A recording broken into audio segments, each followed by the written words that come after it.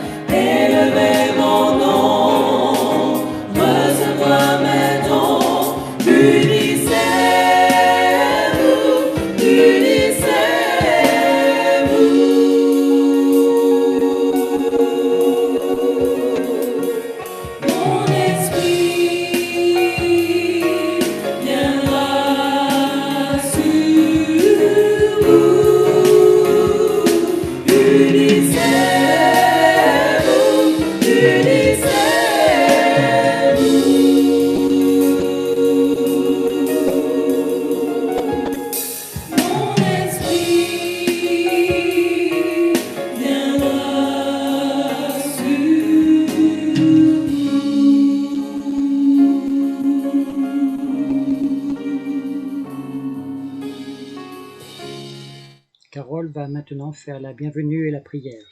Bonsoir à tous, j'espère que vous vous portez bien et que cette journée fut agréable. Nous voilà encore ensemble pour partager la parole de Dieu. Nous espérons que ces paroles vous feront du bien. Nous espérons aussi que l'Éternel vous conduira dans toute la compréhension de ce qu'il a pour nous ce soir. Bienvenue encore à cette semaine de prière organisée par l'Église de Rêve et que l'Éternel vous bénisse tous. Soyez tous attentifs à tout ce que vous entendrez. Que Dieu vous garde. Maintenant, je vous invite à incliner la tête ou à vous agenouiller pour la prière. Tendre Père Céleste, nous voulons te dire merci pour cette agréable journée passée sous ton regard béni. Merci de nous avoir gardés, protégés. Merci pour tout ce que tu fais pour nous chaque jour et merci de nous permettre d'être tes enfants éternels. Tu as promis que ceux qui ont foi en toi auront l'occasion de pouvoir bénéficier de toutes ces promesses que tu nous as faites. Fortifie-nous, dirige-nous, aide-nous à être fidèles en toutes choses et surtout permets au bon Père que nous puissions rester attachés à toi, quoi qu'il arrive. Permets que tous ceux qui sont sur cette plateforme ainsi que ceux qui auront à écouter ce programme puissent être disposés à entendre ce que tu as à nous dire en ce soir. Bénis aussi l'orateur ainsi que tous ceux qui organisent ces programmes afin que ton évangile soit prêché dans le monde entier. Au nom de Jésus et pour la gloire de ton Saint-Nom. Amen. Qu'il est beau de louer l'Éternel. Nous servons un Dieu puissant, fidèle, qui nous aime tant. Ô merveilleux, glorieux Sauveur. C'est ce que nous voulons vous rappeler aujourd'hui.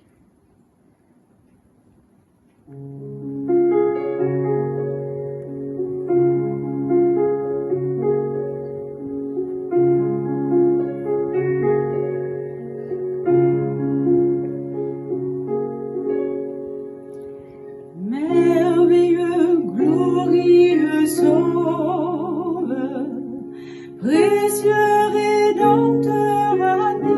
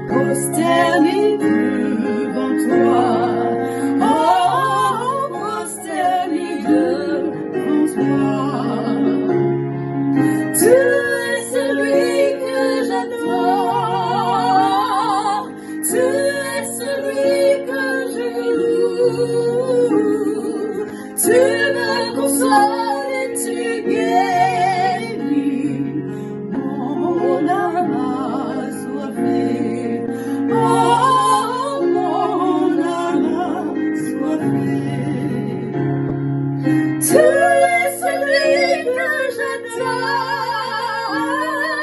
Tu es celui que je loue. Tu me consoles et tu guéris mon âme assoiffée. Oh, mon âme assoiffée. Oh, mon âme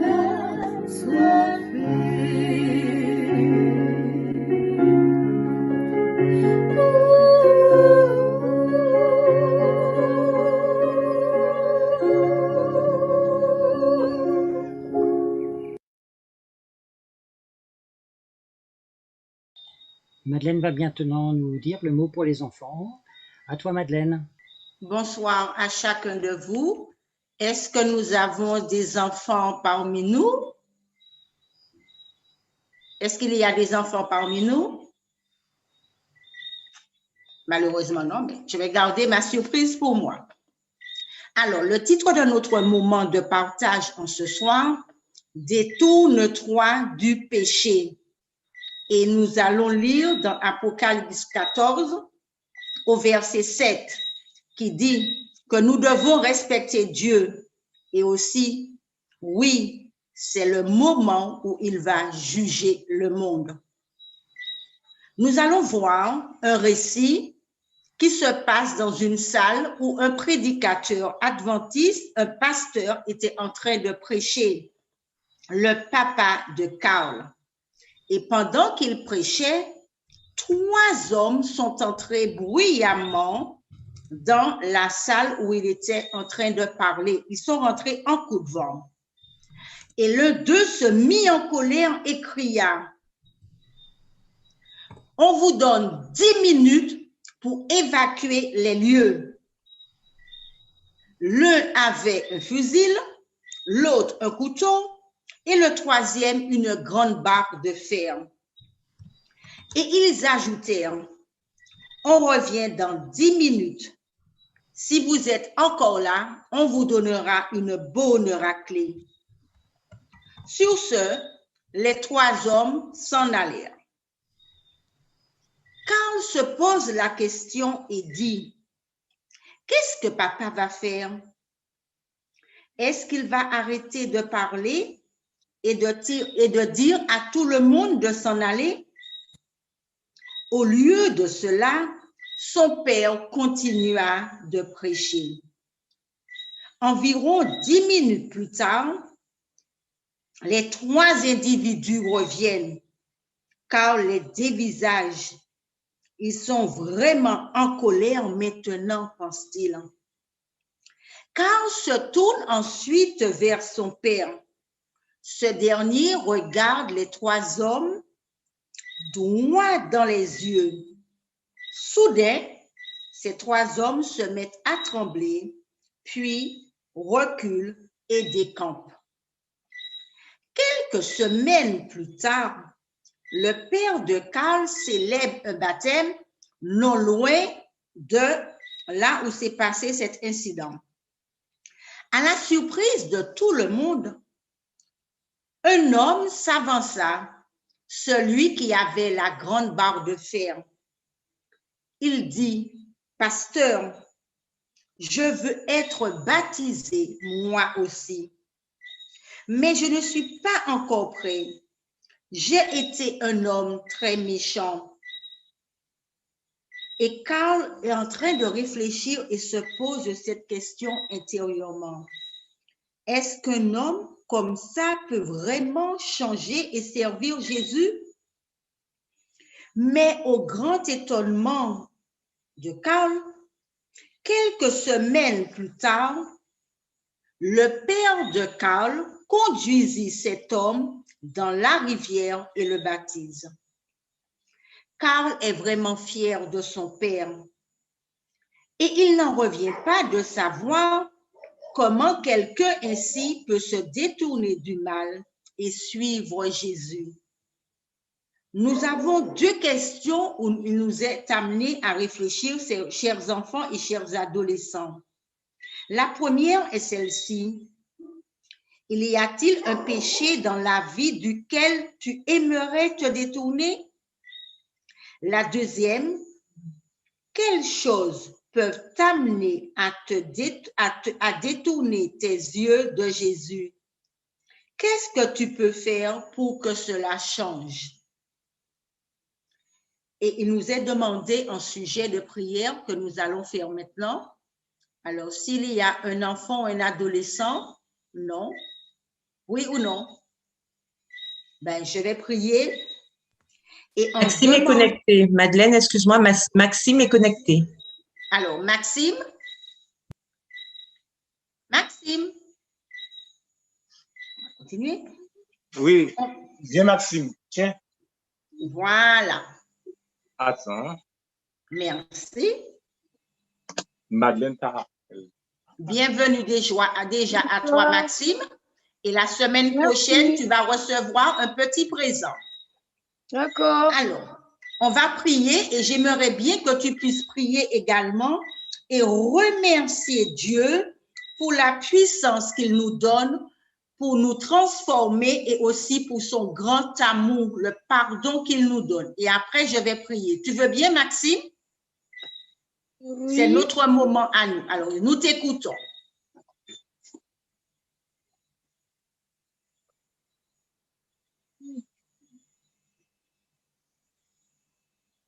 Oui, Maxime, on t'écoute.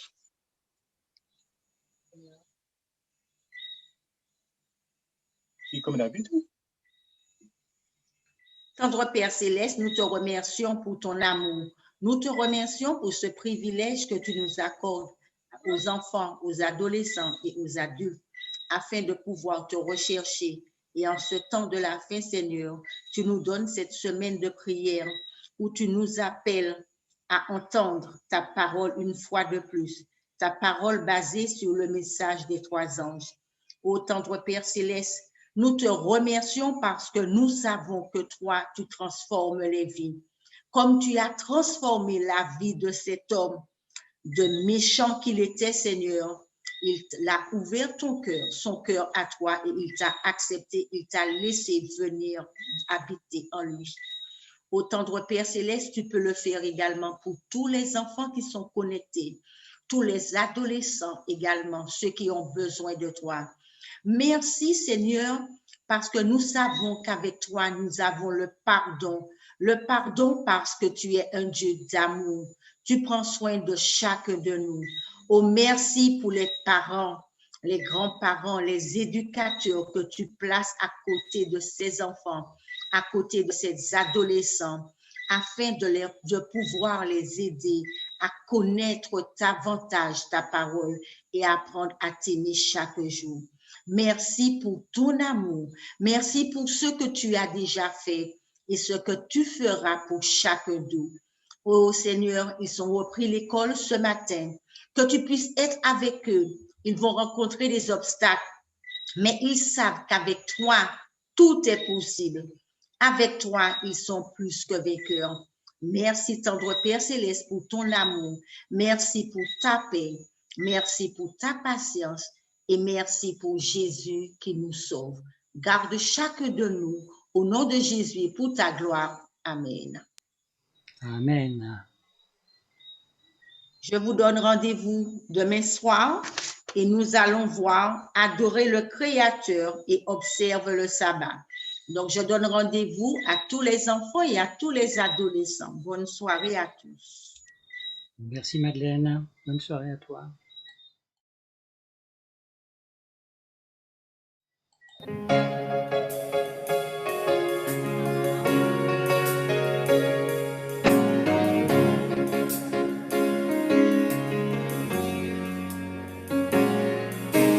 La trompette sonne sur notre pays, rassemblez-vous, mes enfants. La trompette sonne sur notre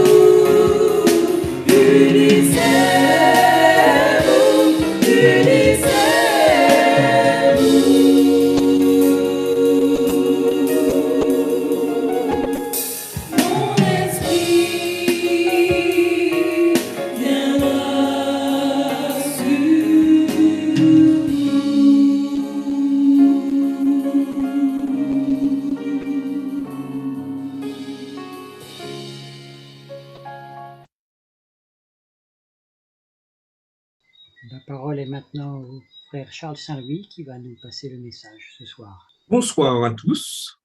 J'espère que vous avez tous passé une bonne semaine et une bonne journée, sous le regard béni de Dieu et que c'est avec plaisir, avec joie, avec reconnaissance, avec amour que nous nous retrouvons en ce soir pour partager un moment de méditation, un moment de prière, pour rechercher Dieu, pour savoir qu'est-ce qu'il a à nous dire au cours de cette semaine, où nous découvrons le message des 3 anges, message capital. Comme je le disais hier, c'est la base de la doctrine de l'Église adventiste du 7e jour. Message que nous devons proclamer. Hier, nous avons vu l'importance du zèle que nous devons avoir pour l'Évangile. Et ce zèle, c'est quelque chose de capital, d'important pour chacun d'entre nous. Chacun, nous devons être remplis de ce zèle de l'Évangile afin de proclamer que Christ revient bientôt. Le monde entier doit savoir, doit avoir cette certitude que Dieu veut sauver tous les hommes. Et en ce soir, nous continuons toujours dans l'évangile éternel, dans le message du premier ange, et nous allons comprendre l'importance de la repentance et du jugement glorieux. Dans le conflit cosmique, la proclamation de l'évangile éternel aboutit à un appel à choisir le camp de Dieu.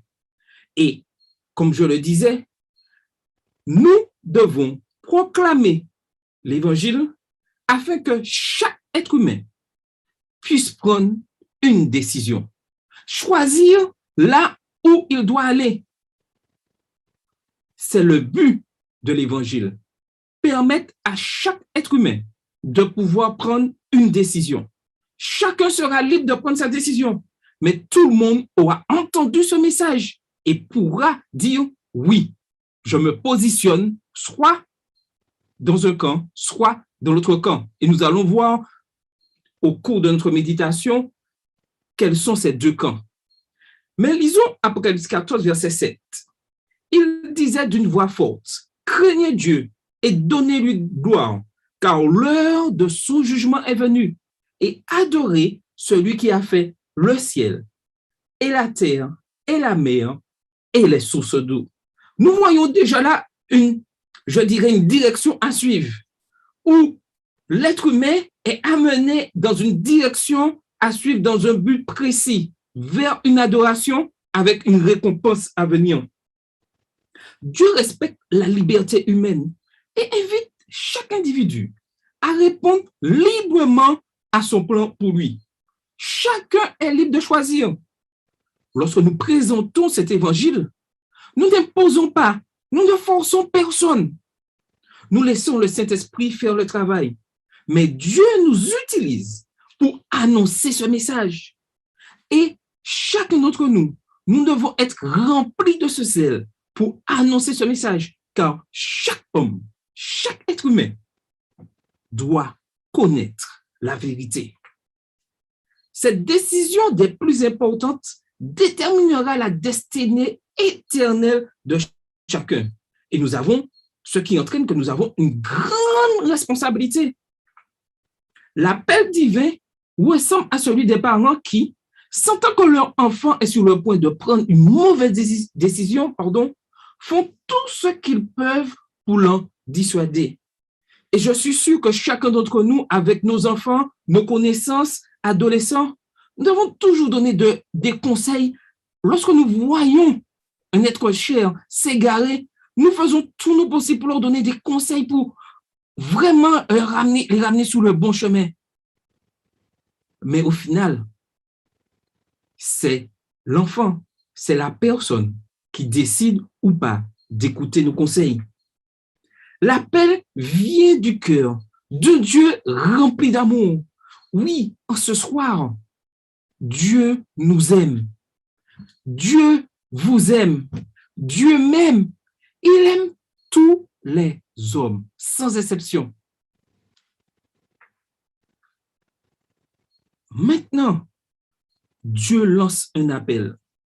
Et nous vivons ces temps de la fin où le premier ange lance cet appel, un appel global, un appel qui, je dirais, est lancé à toute l'humanité. L'ampleur de la décision est exprimée par l'utilisation de 3 verbes à l'impératif. Craignez Dieu, donnez-lui gloire et adorez-le. Craignez Dieu, donnez-lui gloire et adorez-le. Dans ce qui suit, nous aborderons les trois en plus en détail. La peur peut nous inciter à faire quelque chose pour éviter le danger qui la cause. Et nous avons tous connu ce genre de sentiment où, devant une difficulté, nous nous sentons angoissés. Nous ne savons pas qu'est-ce qu'il faut choisir, où il faut aller. Et ce sentiment, tous les êtres humains l'ont connu, le connaîtront encore jusqu'à leur mort. Dans les Écritures, la présence de Dieu pouvait engendrer la peur. Qui ne tremblerait pas en présence de Dieu, qui se manifeste dans une lumière glorieuse et impénétrable, qui ébranle la nature et fait reculer devant lui? Et le peuple d'Israël a vécu cela.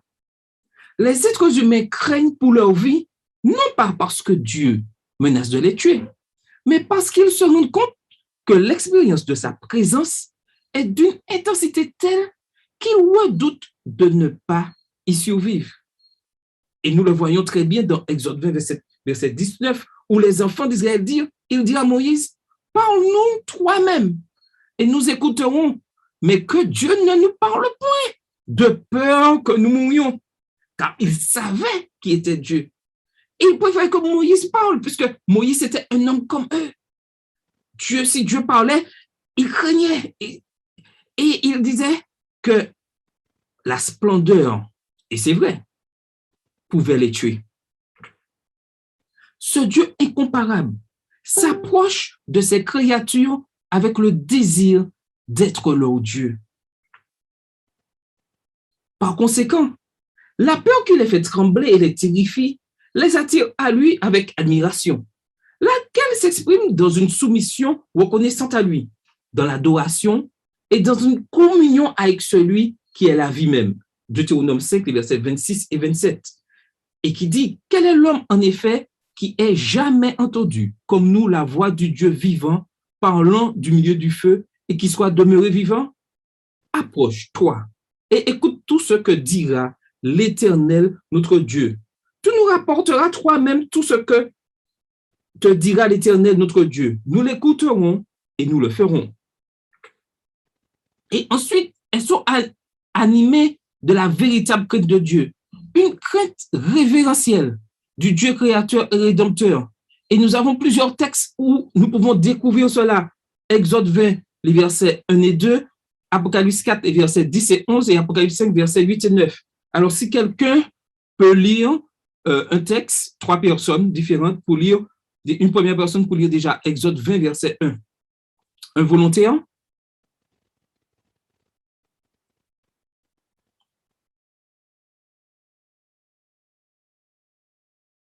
Alors, Exode 20, verset 1 et 2. Alors, je suis l'Éternel, ton Dieu, qui t'a fait sortir du pays d'Égypte, de la maison de servitude. Okay. Les 24 veillants se prosternèrent devant celui qui est assis sur le trône, et ils adorent celui qui vit au siècle. Et ils jettent leur couronne devant le trône en disant, tu es digne, notre Dieu et notre Dieu, de recevoir la gloire et l'honneur et la puissance, car tu as créé toutes choses par ta volonté, qu'elles existent et qu'elles ont été créées. OK. Et une personne pour lire Apocalypse 5, les versets 8 et 9. Quand il eut pris le livre, les 4 êtres vivants et les 24 vieillards se prosternèrent devant l'agneau, tenant chacun une harpe et des coupes d'or remplies de parfums, qui sont les prières des saints. Et ils chantaient un cantique nouveau, en disant, tu es digne de prendre le livre et d'en ouvrir les sceaux, car tu as été immolé et tu as racheté pour Dieu par ton sang des hommes de toute tribu, de toute langue, de tout peuple et de toute nation. Dans Ecclésiaste 12, verset 15 et 16, qu'on trouve le meilleur parallèle biblique de l'appel à craindre Dieu consigné dans Apocalypse 14, verset 7. Et il est dit là, écoutons la fin du discours. Crains Dieu et observe ses commandements. C'est là ce que doit faire tout homme, car Dieu amènera toute œuvre en jugement au sujet de tout ce qui est caché, soit bien, soit mal. Et en ce soir, nous découvrons ou nous redécouvrons que rien n'est caché aux yeux de Dieu. Nous pouvons tromper les hommes. Nous pouvons tromper des membres de notre famille. Nous pouvons même tromper notre conjoint. Mais nous ne pouvons tromper Dieu. Dieu connaît tout ce qui est caché, soit bien, soit mal. Et lorsqu'on voit ce verset 16 d'Ecclésiaste 12, on voit bien que toute œuvre sera amenée en jugement, bien ou mal. Et là, nous voyons déjà un aspect des éléments du message du premier ange. Toute œuvre sera amenée en jugement, bien ou mal. C'est-à-dire que tout ce que nous faisons aura une conséquence, soit pour le bien, soit pour le mal. Donc, il est important aujourd'hui que nous puissions faire un état des lieux de notre situation. Où en sommes-nous dans notre relation avec Dieu? Où en sommes-nous dans notre sanctification quotidienne? Est-ce que je continue à persévérer ou est-ce que j'ai une attitude hypocrite en faisant ce qui est contraire à la parole de Dieu tout en ayant l'apparence du bien? Donc, il est important que nous puissions, en ce soir, faire un bilan, s'arrêter, et afin de savoir là où nous sommes, est-ce que nous sommes sur le bon chemin? Et le Saint-Esprit continuera à travailler en nous. Dans ces deux passages, premièrement, on utilise l'impératif. Crains Dieu, Ecclésiaste 12, verset 15. Craignez Dieu, Apocalypse 14, verset 7. Indiquant ainsi qu'il s'agit d'une question urgente. Le cas est urgent. Le temps presse.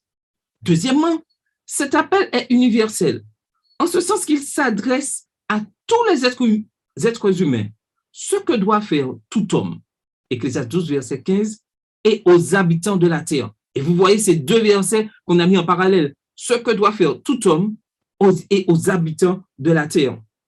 Troisièmement, la crainte de Dieu est liée au jugement.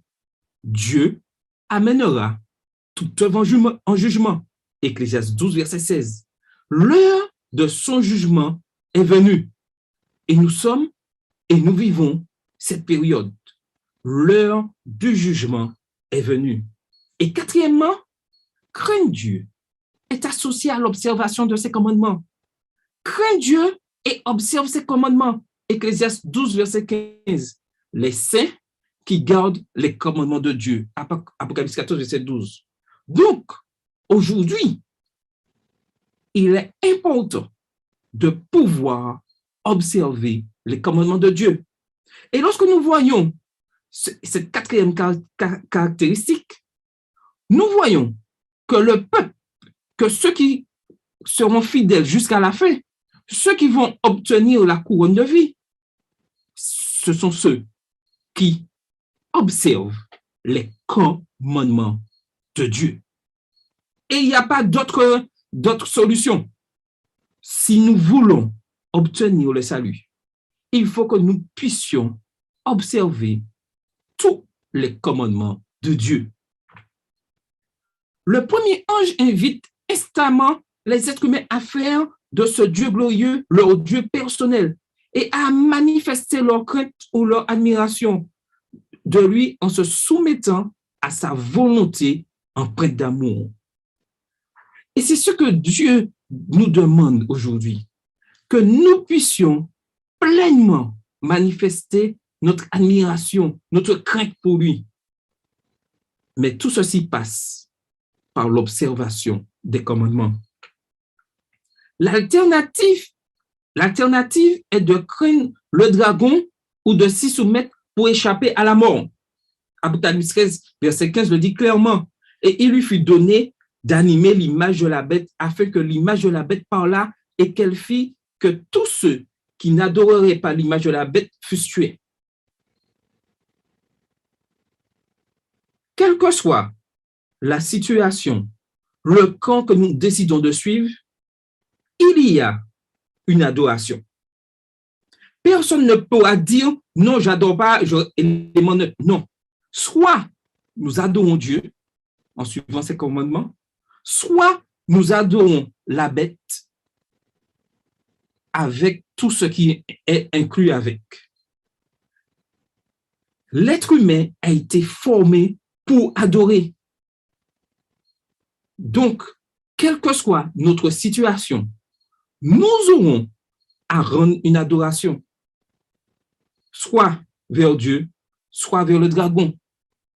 Mais nous aurons tous un choix à faire. Plaise à Dieu que nous puissions faire le bon choix.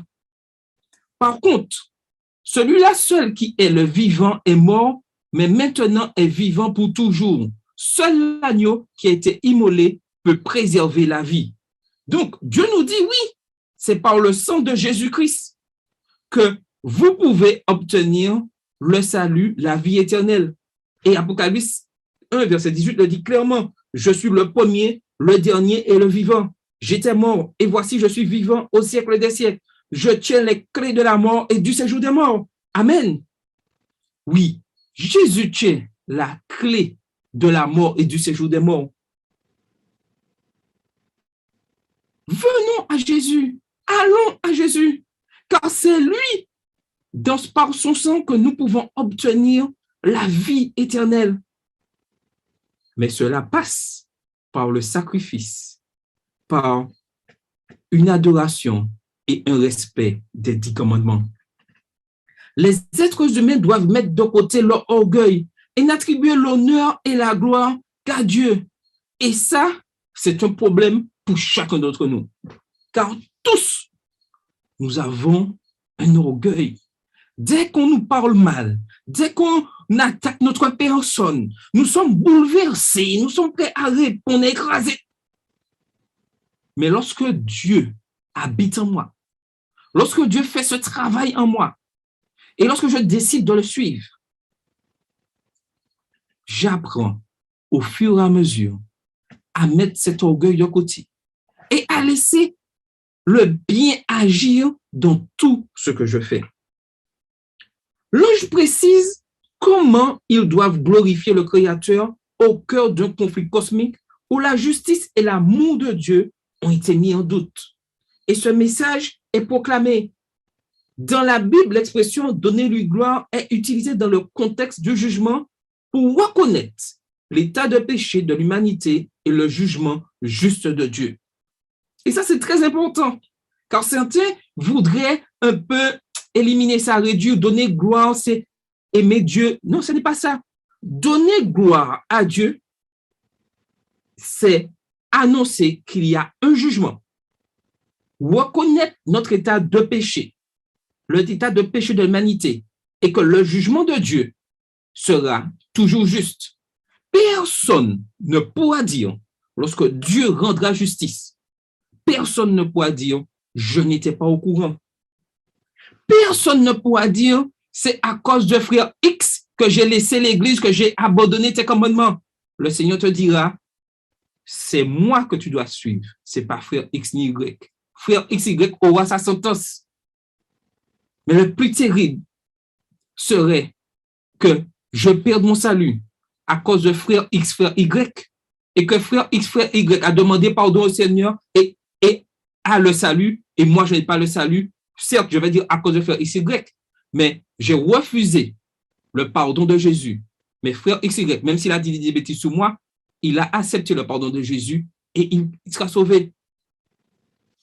Dieu nous interpelle individuellement et nous lance cet appel.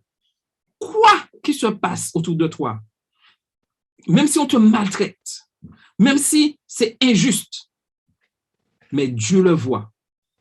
Ne lâchons jamais la main de Dieu pour quoi que ce soit, quel que soit le problème, pour dire, tenons toujours ferme.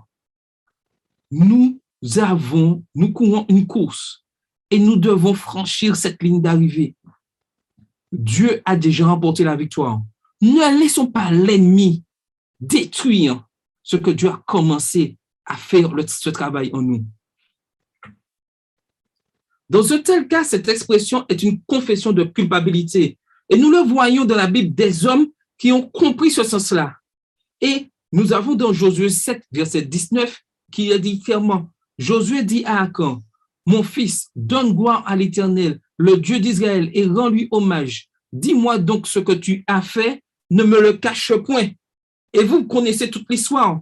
Mais Dieu permet à Josué de faire comprendre à Akan qu'il a péché, qu'il y a encore, même si Akan refuse de... Et lorsque nous connaissons l'histoire où Dieu est parti d'une foule pour arriver à la tente d'Akan, Dieu donne à chacun le temps de reconnaître son erreur. Akan avait tout le temps de reconnaître son erreur. Il pouvait dire dès le départ, et même Josué l'interpelle et lui dit, mon fils, donne gloire à l'Éternel, le Dieu d'Israël, et rends-lui hommage. Dis-moi donc ce que tu as fait, ne me le cache point. Et cet appel, Dieu nous le lance encore en ce soir. Ne cache point, dis-moi ce que tu as fait, afin que je te pardonne. Et nous voyons encore dans Jérémie 13, verset 16, rendez gloire à l'Éternel, votre Dieu, avant qu'il fasse venir les ténèbres, avant que vos pieds heurtent contre les montagnes de la nuit. Vous atteindrez la lumière et il la changera en ombre de la mort et la réduira en obscurité. Vous attendrez, la lumière et il la changera en ombre de la mort et il la réduira en obscurité profonde. Et dans 1 Samuel 6, verset 5, faites des figures de vos tumeurs et des figures de vos souris qui ravagent le pays. Donnez gloire au Dieu d'Israël. Peut-être cessera-t-il d'appesantir sa main sur vous, sur vos dieux et sur votre pays. Et cet appel nous est encore lancé en ce soir. Durant cette semaine de prière, cet appel à la repentance. Le message du premier ange passe par la repentance de tous ceux qui veulent suivre Jésus-Christ. Dans l'Apocalypse, il nous a dit, ça s'appelle « Donnez-lui gloire », décrit premièrement ce qui se passe dans le ciel, où les êtres célestes déclarent d'une voix que Dieu est digne de recevoir la gloire parce qu'il est le Créateur. Apocalypse 9, verset 11, où on voit, et il est dit, quand les êtres vivants rendent gloire et honneur et action de grâce à celui qui est assis sur le trône, à celui qui vit au siècle des siècles. Les 24 vieillards se prosternent devant celui qui est assis sur le trône et ils adorent celui qui vit au siècle des siècles.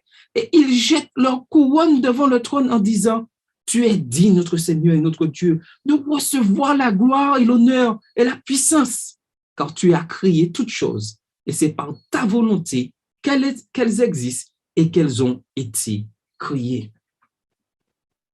Et parce qu'il est à travers l'agneau le Rédempteur, encore il le loue et le chante. Et nous le voyons dans Apocalypse 5, les versets 9 à 13. Et je vais demander à un volontaire de nous lire ces versets afin que nous soyons vraiment imprégnés de ce que Dieu attend de nous. Un volontaire pourrait-il lire Apocalypse 5, les versets 9 à 13? Merci beaucoup.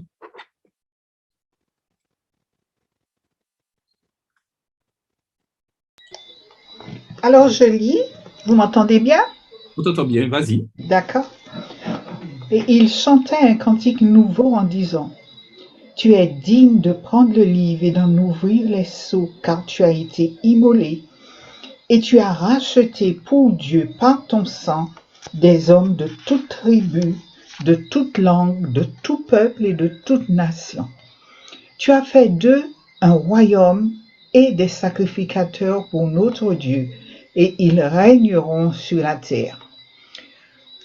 Je regardai, Et j'entendis la voix de beaucoup d'anges autour du trône, et des êtres vivants et des vieillards.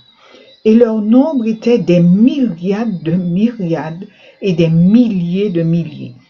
Ils disaient d'une voix forte, l'agneau qui a été immolé est digne de recevoir la puissance, la richesse, la sagesse, la force, l'honneur, la gloire et la louange. Et toutes les créatures qui sont dans le ciel, sur la terre, sous la terre, sur la mer, et tout ce qui s'y trouve, je les entendis qui disaient, à celui qui est assis sur le trône et à l'agneau, soit la louange, l'honneur, la gloire et la force au siècle des siècles. Amen. Amen. Voici ce que Dieu souhaite pour toute l'humanité, pour chaque homme. Deuxièmement, les êtres humains reçoivent l'ordre de donner gloire à Dieu sur la terre. Apocalypse 11, verset 13, Apocalypse 14, verset 7, Apocalypse 16, verset 9. À cette heure, il y eut un tremblement de terre et à la 10e partie de la ville tomba 7000 hommes, furent tués dans ce tremblement de terre et les autres furent effrayés, donnèrent gloire au Dieu du ciel. Il disait d'une voix forte, craignez Dieu et donnez-lui gloire, car l'heure de son jugement est venue, et adorez celui qui a fait le ciel et la terre et la mer et les sources d'eau. Et les hommes furent brûlés par une grande chaleur et ils blasphémèrent le nom de Dieu qui a l'autorité sur ces fléaux et ils ne se repentirent pas pour lui donner gloire. En ce soir, Dieu nous montre le décor, l'avenir.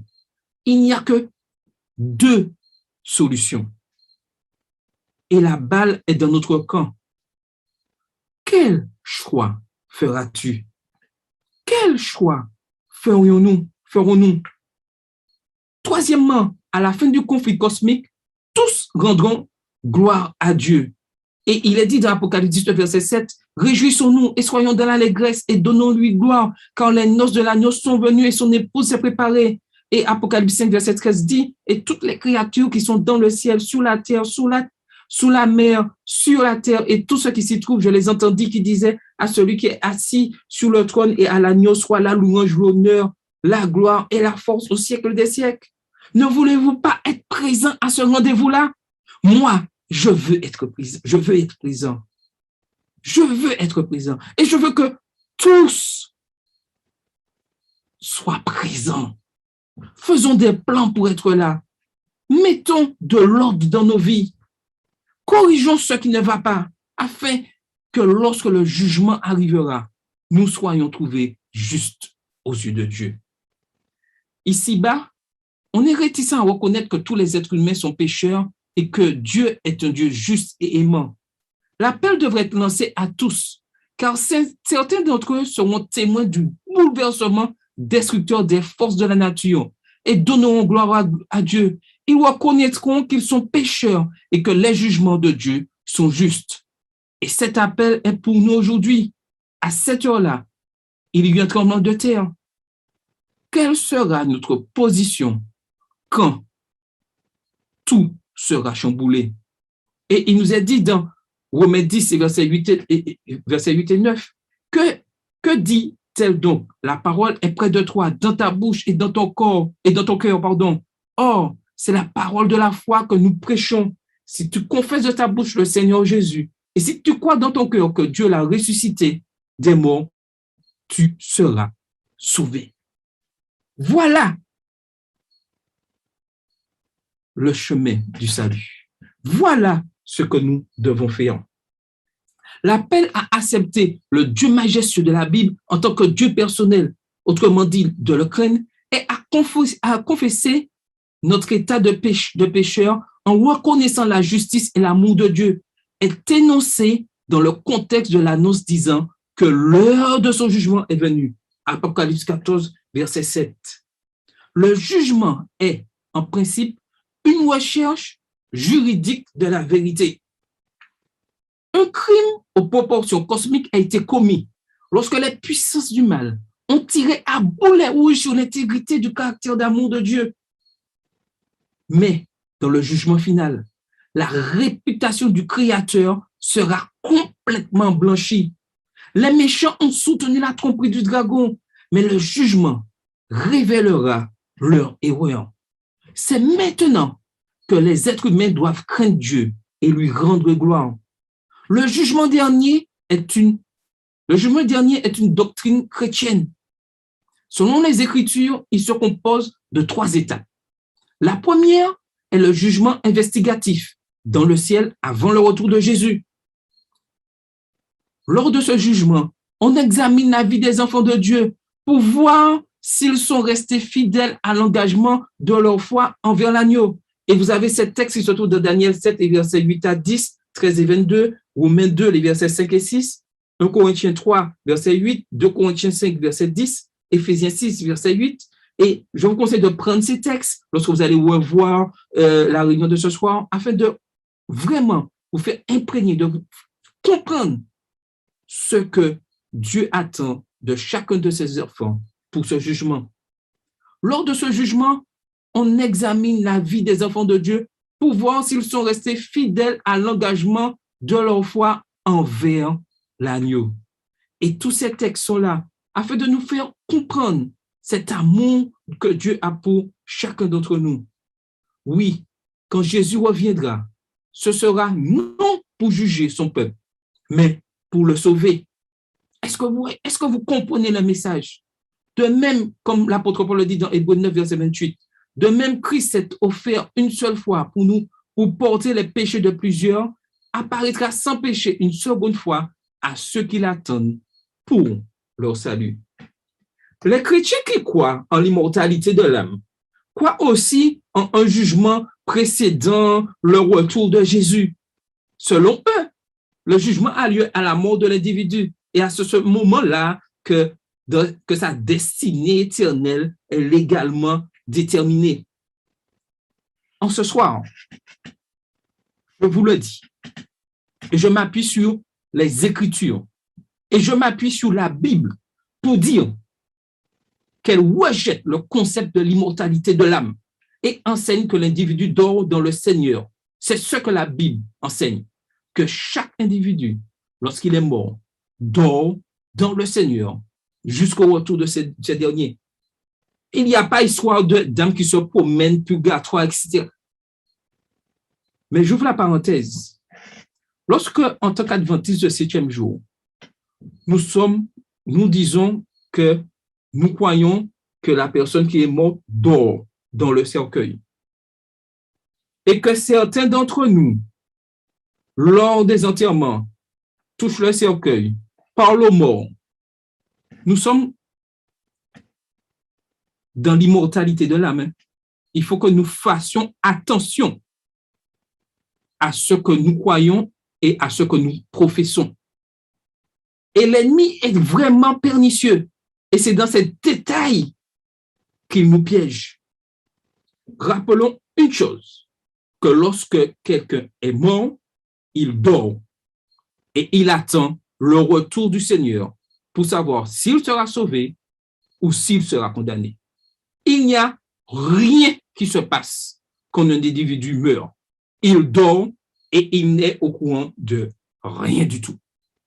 Et en tant qu'adventiste du 7e jour, nous devons être fidèles, être droits sur cette position de l'immortalité de l'âme, car c'est le travail de l'ennemi. Deuxièmement, lorsque les forces du mal et leurs partisans se tiendront devant le trône de Dieu, après le millénium, il y aura cette guerre qui sera mise en place. Un jugement aura lieu, lequel sera suivi du 3e aspect du jugement final, c'est-à-dire la phase exécutive, ce que vous pouvez découvrir dans le chapitre 20 du livre de l'Apocalypse. C'est à ce moment-là que le cosmos sera purifié du péché. Dans l'Ancien Testament, l'événement le plus glorieux était représenté par le jour des expiations, indiquant le moment, l'heure de l'histoire où le processus judiciaire commencerait dans le ciel, soit en 1844 selon le calendrier divin. Alors que nous vivons au jour antitype des expiations, nous devons appeler l'humanité à craindre Dieu et à lui donner gloire. Le Dieu glorieux et transcendantal des Écritures veut être notre Dieu, mais la décision nous appartient. Le jugement dernier révélera que, par la croix du Christ, Dieu a manifesté son amour infini en sauvant des pécheurs tels que nous. Choisissons donc de craindre Dieu et de lui donner gloire en nous joignant dans le conflit cosmique au camp de l'agneau. Oui, Dieu veut que chacun d'entre nous soyons dans ce camp-là. En ce soir, un appel nous est lancé et nous aurons 2 prières, une avec Tina et une avec Guylaine. Et Carole va chanter le 278. Nous allons chanter avec Carole, les micros fermés, les 2 premières strophes. Ensuite, Tina fera une prière. Ensuite, nous chanterons la 3e et la 4e strophe. Et Guylaine fera cette dernière prière. Mais je demanderai à Tina aussi de ce moment de prière, parler de repentance, le texte, vous allez lire le texte, vous allez imprégner ce texte, mais surtout, nous avons reçu une demande de prière, où une sœur demande de prier pour son couple. Et Tina va intercéder auprès de notre Dieu, afin que Dieu permette par son Saint-Esprit qu'une solution soit trouvée au sein de ce couple. Je demande à Carole de commencer à chanter le 278. Et imprégnons-nous des paroles. Imprégnons-nous des paroles, car Dieu souhaite que chacun d'entre nous, nous puissions nous repentir. Nous repentir. Me voici devant ta face, mon sauveur, je viens à toi, et de ton trône de grâce, je m'approche par la foi. Je t'apporte ma souillure, et toi gloire à ton Saint-Nom. Tu laves mon âme impure, tu m'accordes ton pardon. Je t'apporte ma faiblesse, mieux que moi tu la connais. Je t'apporte ma tristesse et tu me donnes ta paix. Mes soucis, tu les partages, tu prends sur toi mes fardeaux, tu regardes, tu m'encourages et tu guéris tous mes maux.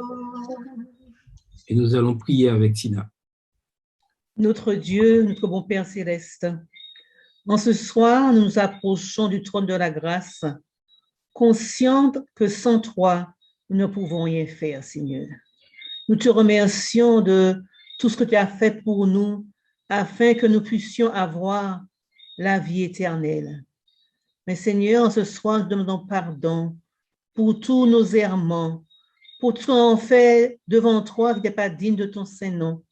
Et permet que désormais, nous puissions mettre nos pieds dans l'empreinte de Jésus et que nous puissions suivre ce chemin qui mène vers la vie éternelle. Nous sommes sur cette terre, dans ce conflit cosmique.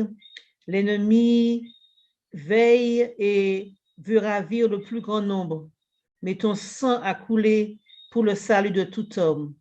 Et en ce soir, je réclame le sang de Jésus, chacun d'entre nous, son sang, son pardon, et la vouloir et le faire selon son bon plaisir, afin que nous puissions cheminer ce chemin qui mène vers la vie éternelle. Nous voulons aussi te présenter, chacun de nous ici, cette plateforme. Tu connais nos soucis, tu connais nos problèmes, et nous voulons tout particulièrement te présenter ce couple qui a demandé de l'aide. Seigneur, c'est toi qui as voulu que hommes et femmes se marient et vivent ensemble. Que tu puisses permettre que le cœur de tout un chacun, de chaque partenaire puisse être touché par ton Esprit Saint. Que l'orgueil puisse être banni et que l'esprit de pardon et de réconciliation puisse y régner. Bénis chacun. Bénis cette famille qui demande de prier pour elle, Seigneur. Et nous savons, Seigneur, que nous tournons vers toi. Tu entends nos prières et tu interviens dans la vie comme toi tu le veux. Et nous savons que ce que tu veux, c'est notre bien.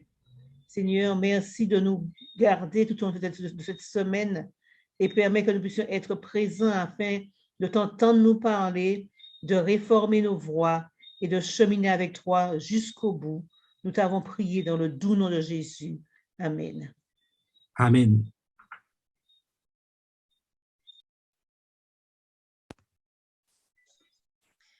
Ton amour calme et console, ô Jésus, mon Rédempteur, je savoure ta parole, où ta voix parle à mon cœur. Sur toi seul, je me repose, ta promesse me soutient. Avec toi, j'ai toutes choses et mon âme t'appartient. Oh, comme toi je veux être, doux, aimant, humble de cœur, vrai disciple de mon maître, vrai témoin de mon sauveur. Et quand je verrai ta face, ressuscite et glorieux, je célébrerai ta grâce avec tous les bienheureux. Et nous allons prier avec Guylaine. Merci, tendre Père Céleste, de ce que tu as mis en place, Seigneur, cette plateforme d'évangélisation et de nous parler encore ce soir par l'évangile dans le message du premier ange, où le sujet parlait de repentance et de jugement glorieux. Nous voyons, Seigneur, nous reconnaissons que nous sommes dans ce temps de la fin. Que tu sois, Seigneur, le Dieu personnel de chacun individuellement. Aide-nous à manifester notre amour par l'obéissance de tous tes commandements, Seigneur.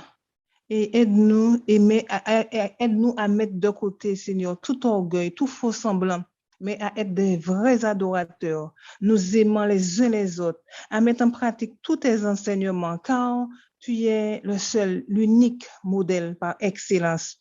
Tu nous as encore parlé ce soir à travers différents textes de la Bible, dans la Bible qui est ta parole d'amour, de justice et de vérité.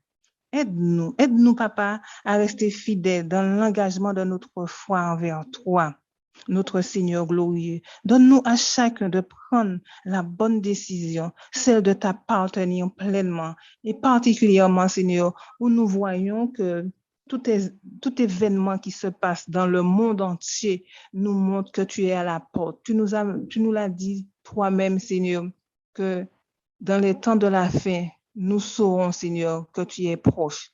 Aide-nous, Seigneur, à rester complètement, entièrement, pleinement attachés à toi, car tu es le chemin, la vérité, la vie.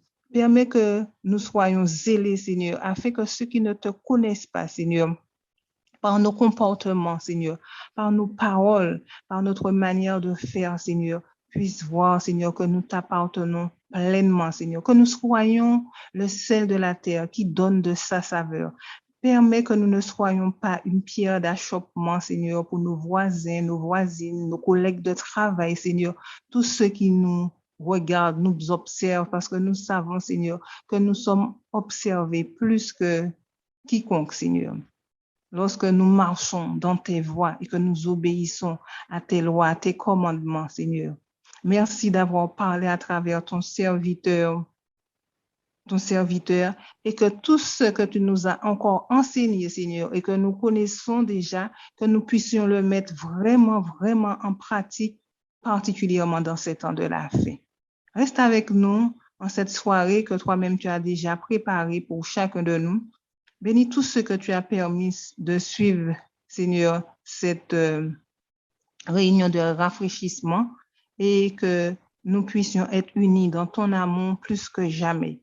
Garde-nous en ta paix, Seigneur. Nous ne sommes pas dignes, mais tu nous permets de te prier dans le merveilleux, glorieux, tout-puissant nom de Jésus et que toute la gloire te revienne pour l'éternité des éternités. Amen. Amen. Amen. Oui, mon souhait, c'est que nous soyons tous ensemble pour célébrer la grâce avec tous les bienheureux, la grâce de Dieu avec tous les bienheureux. Et je vais vous laisser avec ces questions de réflexion au cours de vos cultes du soir matinaux, que nous puissions réfléchir à ces questions afin de pouvoir continuer à comprendre ce que Dieu nous demande par la repentance. Sans repentance, nous ne pourrons pas avoir ce jugement glorieux. Comment pouvons-nous relier le message de jugement des 3 anges de l'Apocalypse à l'histoire d'amour des évangiles? Comment pouvons-nous donner gloire à Dieu dans notre vie quotidienne? Dans un monde gouverné par l'ambition, le péché et le mal, pourquoi la promesse du jugement est-elle un message d'espérance? Que nous puissions discuter de ces questions dans nos cultes, afin de pouvoir conforter notre foi et que nous pouvons être vraiment solides, prêts lorsque Christ reviendra. Je vous invite à incliner la tête et je ferai une prière pour clôturer notre rencontre de ce soir. Seigneur Dieu, tu nous as parlé en ce soir. Tu souhaites que chacun d'entre nous, nous puissions être sauvés. La balle est dans notre camp. En ce soir, je voudrais être l'intermédiaire, l'intercesseur, afin que tous, nous puissions accepter et dire, comme Josué, moi et ma maison, nous servirons l'Éternel. En ce soir, nous voulons remettre cet engagement, nous laisser diriger par ta parole et avoir cette certitude que nous sommes pleinement pardonnés et que nous puissions aller marcher jour après jour. Nous aurons certes des accidents en chemin, mais que nous puissions toujours rester accrochés à toi. Et lorsque tu reviendras, que nous puissions être enlevés afin d'être au ciel et comprendre encore mieux tout ce que tu as fait pour chacun d'entre nous. Que chacun puisse prendre la bonne décision, mais chacun est libre. Mais ton souhait, c'est que chacun prenne la bonne décision et te suive. Merci pour tout ce que tu fais pour nous. Que nous puissions continuer à étudier ta parole et nous retrouver demain soir, si Dieu veut, sur la plateforme, afin de pouvoir encore entendre ces instructions que tu as pour nous au cours de cette semaine spéciale du message des 3 anges. Merci Seigneur. Bénis tous ceux qui sont en difficulté. Tu as entendu les prières des couples qui ont besoin de cette puissance, de cette aide. Nous savons que le temps est difficile, mais que chacun puisse mettre sa confiance en toi, car tous ceux qui mettent leur confiance en toi ont toujours une réponse. Merci Seigneur. Nous avons prié ton Fils et pour ta gloire. Amen. Bonne soirée à tous et nous nous retrouvons demain soir, si Dieu veut, pour continuer notre semaine de prière. Merci à tous. Bonne soirée. Bonne soirée, à bientôt. Bonne soirée et demain 19h sur Zoom ou sur YouTube.